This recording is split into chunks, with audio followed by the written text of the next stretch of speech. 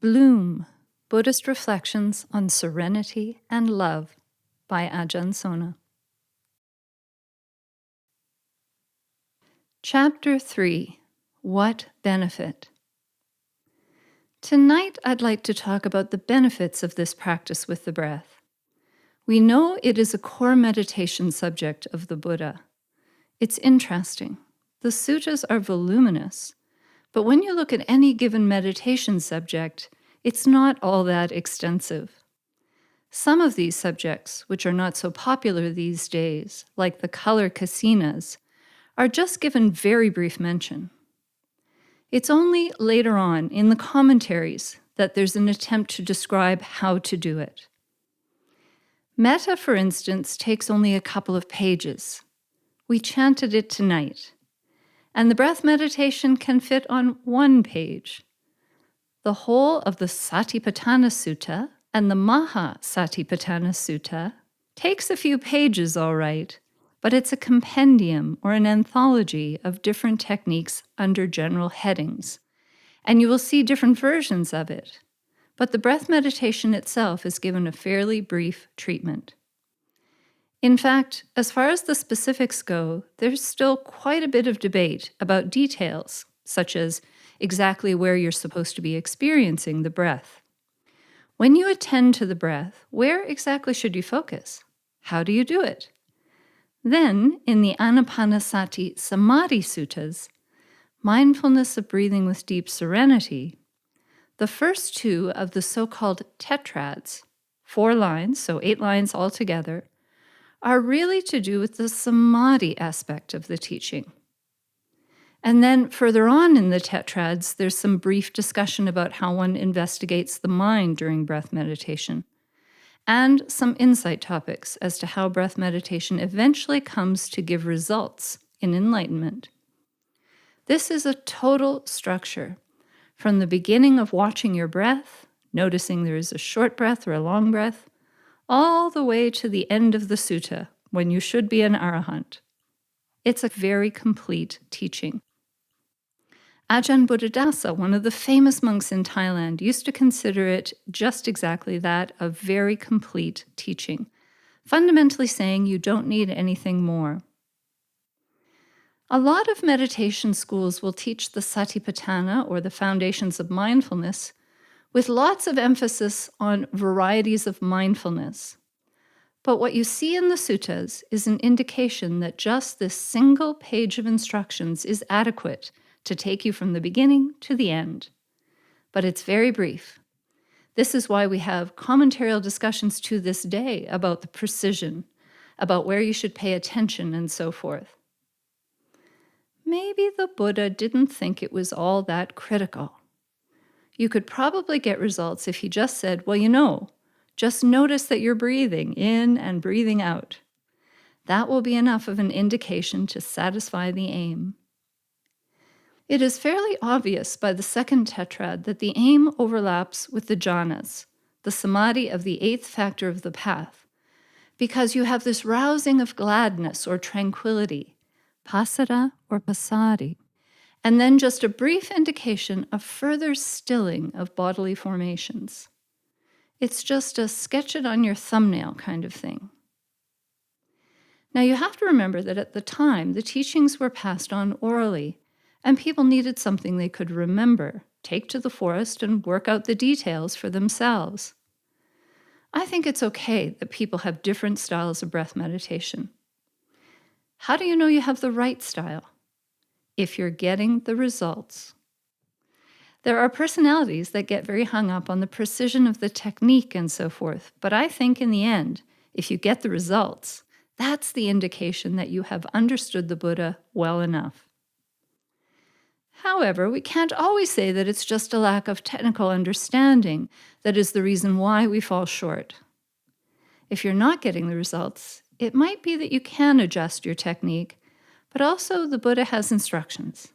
If you're not getting results, you have to go back and ask yourself, am I doing the preliminaries properly? It's got nothing to do with breath. It's to do with, do I understand my motives, why I'm doing this? If my mind is misbehaving, Is it the result of the environment around me? Am I putting myself in the wrong environment, associating with the wrong people? I would say in terms of environment, people are the strongest influence. Humans are designed to pay close attention to all the subtleties of other humans because our survival depends on it. We're a social animal. What happens to humans who do not have social skills? They keep having big problems. And so we are tuned into each other, and that's a very powerful influence on us. The Buddha clearly says that if you want to cultivate these more refined states, one thing that helps is to associate with people who are inclined to samadhi. There are people who seek that out, and they would seek it from someone who practices it. Just being in the company of those who are focused, serene, concentrated, is already helpful. You can pick up the association almost just by being around a person. This is the way you learn a lot of things.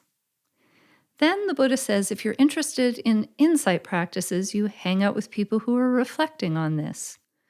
Or if you're going to be more of a scholar type, then associate with that circle. I'm saying that if you're emphasizing the importance of samadhi, this aspect of breath that precedes insight, you have to ask yourself, am I associating with the right people in trying to learn this technique? If you just go to Vipassana, insight type teachings or courses, it may not succeed in supporting your aspiration to pure lucidity and serenity. Now, most of you can't hang out all the time with monks that are practicing samadhi.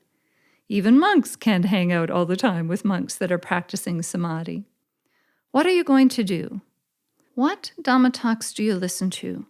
The voice of another is an alternative way, and fortunately you have the media. In the stillness of your room, with a flickering candle or a light on a dimmer switch, you can listen to a talk on samadhi, the value of samadhi, the process of practicing this samadhi. That's a type of association that is going to influence your mind in that direction. You also have to, of course, establish the basis of your virtuous behavior. Virtue, sila, is not just the absence of unskillful behavior, but also the presence of skillful behavior. Visiting monasteries, being generous with your relatives, being tolerant, and also abstaining from negligent or false speech. Instead, practicing skillful and positive speech. These are all feedback loops. The Buddha is introducing something almost new in history, and that is the idea of the human as a process rather than a thing. The process he describes is very close to modern psychology in terms of conditioning effects. He has insight. I keep suspecting he's from another planet or something, some sort of civilization that has already discovered science, because the structures he talks about, the cause and effect structures, are very advanced. At the time, there was not a lot of conviction about the reliability of patterns and laws in nature. There were a lot of other override ideas. Things happen for no particular reason. Or they had the wrong causal structures. The Buddha is incredibly insightful. It's just very difficult to understand how he got these things. There's a conditioning structure, and we have to relax around that and just use that conditioning structure. We can't directly will ourselves to do this thing. He has an insight into how crops grow and how farmers make things grow. This came very late in European history, systematic gardening and farming. It's a very late development. It actually came out of the Christian monasteries that are 1,000 square miles, and they've got 500 or 600 men living there with not much else to do but live a quiet, peaceful life and reflect on things. And they raise their own food as well. So they start to understand how to plant seeds and work the soil, cause and effect. They see that this stuff isn't just magic. It happens by cause and effect. So the Buddha talks about how farmers get results and that it's not a random process. It's not by wishing. You don't pray to God and get the crops. You have to do the processes, the preliminary situations. He has this beautiful sutta about a farmer. The farmer goes out and says, "May my crops be well. May my crops be well." Do you think the crops will be well because he wants them to be well? No, not if he doesn't water them, if he doesn't overturn the soil, if he doesn't plant them correctly. But if he does that, if he does the preliminaries, there's no need to wish, "May my crops be abundant." The Buddha understands that this is a causal process, not wish fulfillment. You can't wish yourself into concentration. You can't wish yourself into enlightenment. What you want to do is just relax around that, because there's a lot of stress and tension in wishing. It's very futile. Lots of people want wish fulfillment, though. They come to the monastery sometimes and ask me for secrets about how to make things appear in their life. Are there spells or something? I'm the wrong person to ask, because what works is educating yourself, working hard, saving your money, things like that. That works. Putting in the right causes. And there's no need for stress or strain in this. This is something else I learned almost at the end of university, that I was a very superstitious person. I was taking philosophy, logic, and things like that. But my inner life, I realized, looking back, was superstitious. I thought that if I tried hard, I would get good marks. That's a superstition.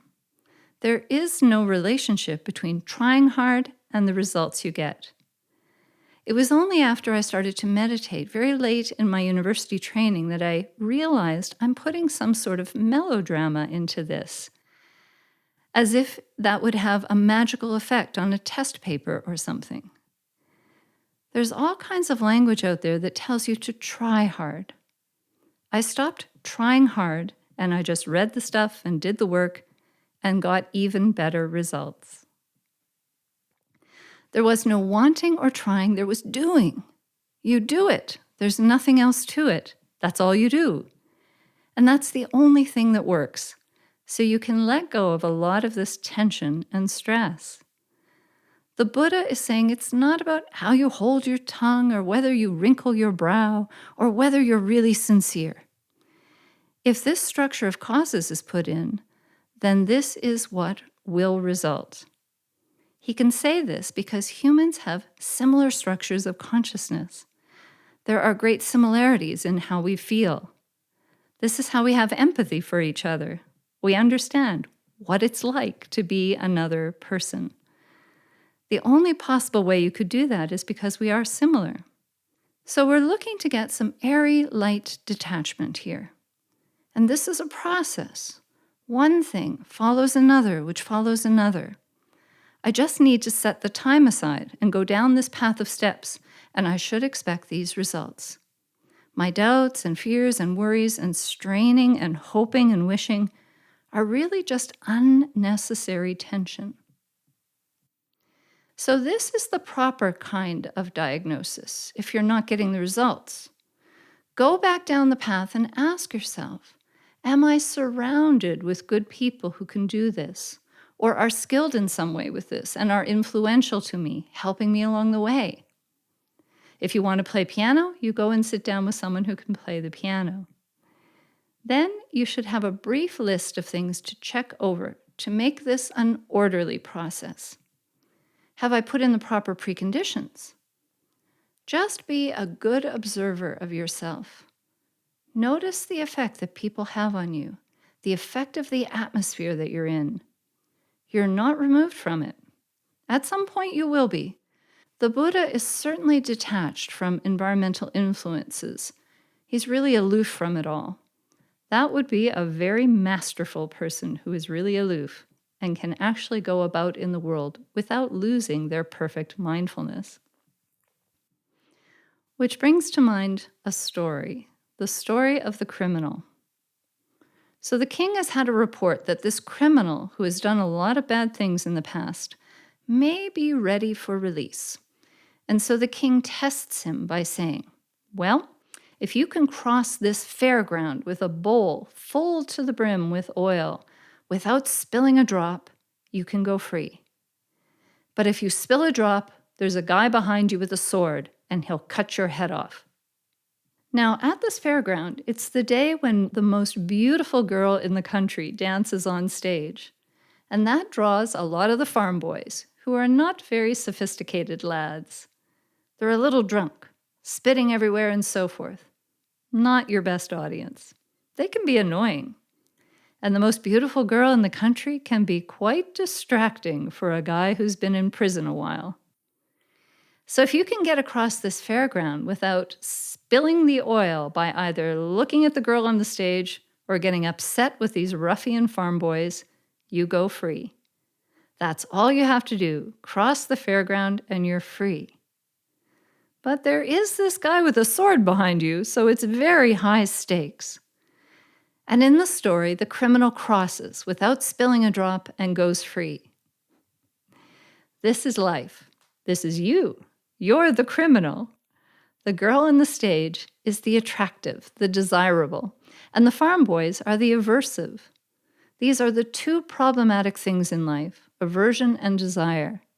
They are the first two hindrances, anger and greed. Aversion and desire. Both, all the way down to mild irritability and mild craving. These are what create such distress in life. The problem in life is that you keep spilling the oil. Now, the sword is symbolic, but you do lose your life when you're distracted. That's how you make trouble for yourself. He's a criminal. He obviously did not have the skills to get himself across the fairground before. In the fairground of life, he ended up in prison. He's either violent or too acquisitive, stepping across the boundaries. But the story ends well, illustrating the value of a capacity for intense mindfulness in your life. It's your life. If you train your mind, you can walk across there without much problem, and you are free. You are free. The world and its effect on you falls away, and that is freedom. The decision as to where in the spectrum of positive emotions you're going to dwell is up to you then. You have the freedom to choose. Now, notice the spectrum of positive emotions where we start to arrive at stillness. This is the point of mindfulness. It's not simply to be attentive. Attentive, but to what end? To have a sudden realization about something, about impermanence? That would be nice. But primarily in the end, the most important quality is the first noble truth. There's suffering. The whole thing is there's a problem, the suffering. It's ultimately about ridding ourselves of this dukkha. The other two factors are actually subordinate to that. Anicca and anatta are subordinate. They're hooked into our suffering. They're problematic to our suffering. But the whole central issue is that human suffering. Why do we suffer? Why couldn't we be happier? Impermanence comes up even in the positive mental states, but it doesn't mean in any way whatsoever that positive emotional states are somehow equivalent to negative ones. It doesn't mean that they're all just impermanent, and so you're supposed to be kind of detached from both. Wrong. Wrong! That's a very, very common mistake. I hear even seasoned Buddhists say that. They have a misunderstanding there. It's very clear that the 7 factors of enlightenment do not have any of those negative states in them. There are none. They're all positive, and they continue to be present in the enlightened person's emotional structure. Yet they're impermanent, aren't they? They're impermanent in the sense that they rotate, but you never fall out of them. There's no relapsing from these things. You do not regress from this. There's a spectrum of positive emotions which you are always going to remain in for as long as you exist. The door to the lower difficulties is closed now. Other more sophisticated inquiries about what ultimately happens when an arahant dies and so forth, we set aside for now as not part of this questioning. These positive states are to be aspired to, not wished for, aspired to.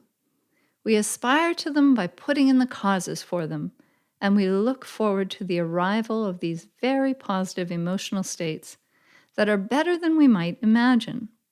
First jhana is quite often reported as a tears of joy experience. The burdens of life are lifted. You realize you're free of something and you're never going back. That's an incredible emotional arrival. Now, never going back is the idea of a stage of enlightenment, but even to have caught the idea of being free of these harassments for a period of time, to arrive at a place where you can be free of these harassments, just on the edge of some quality of samadhi, is such a beautiful spin on life. Maybe a child would accept it as, well, why would you think it would be any other way?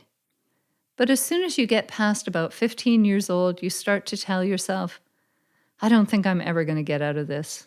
It's just a matter of survival at this point. I'm burdened, I'm destined, I'm fated to this tangle.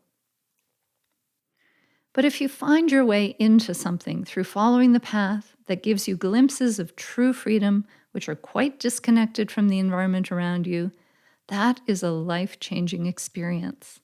It's a perspective-changing experience. These are the possibilities which arise in breath meditation if we can lay down the preliminaries and not get too full of doubts and worries and fears about whether I'm doing it perfectly. We trust that if the Buddha is vague about the instructions, there is a margin of possibilities about how to do this. That doesn't mean anything is okay, but that this gentle experience of the air element is a remarkable and free and portable gizmo that goes everywhere with you. Better than a cell phone. It's just a means to an end. Never think of the breath itself as the point of the exercise. The words Anapanasati Sutta make it sound like mindfulness of breathing is something mystically important. Nah, nothing important about the breath. Nothing. It's your mind, stupid. It's the mind. It's your heart. It's got nothing to do with the breath. It's like talking to your kids on the phone. It's not the phone, it's who you're talking to that is important. Of course, you can read whole websites about phones and all the gizmos, how many gigahertz this and that. People get caught up with the thing itself. But it's just about what you can do with it. It's where it connects you to, isn't it? Breath meditation is just that.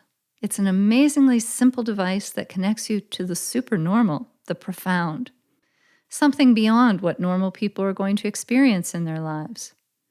Once we get to samadhi, it's not a normal experience. You can easily live your whole life. The Buddha says lots of people can live to be 100, but a minute of this is worth 100 years of negligence.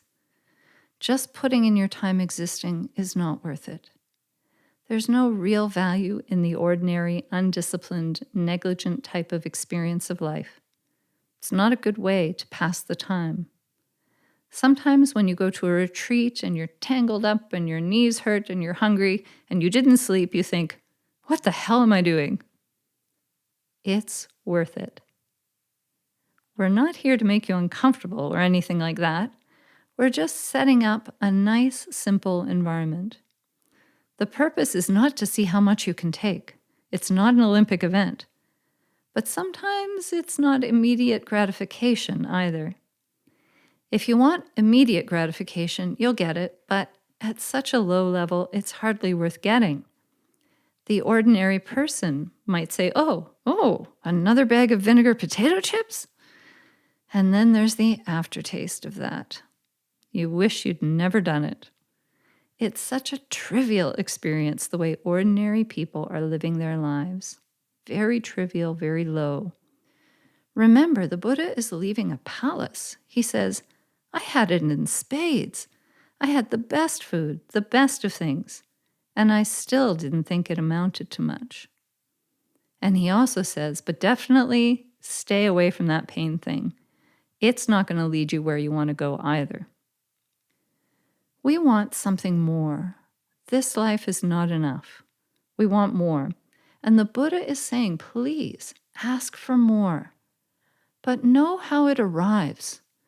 Learn that there are systematic structures and techniques which allow abundance to arrive. The breath is a royal road to this. There are other techniques, of course, but the breath is generally very approachable and always with you and something you can cultivate. So it's very important that you know about it and spend a good deal of time working with it. And do not give up on it too soon.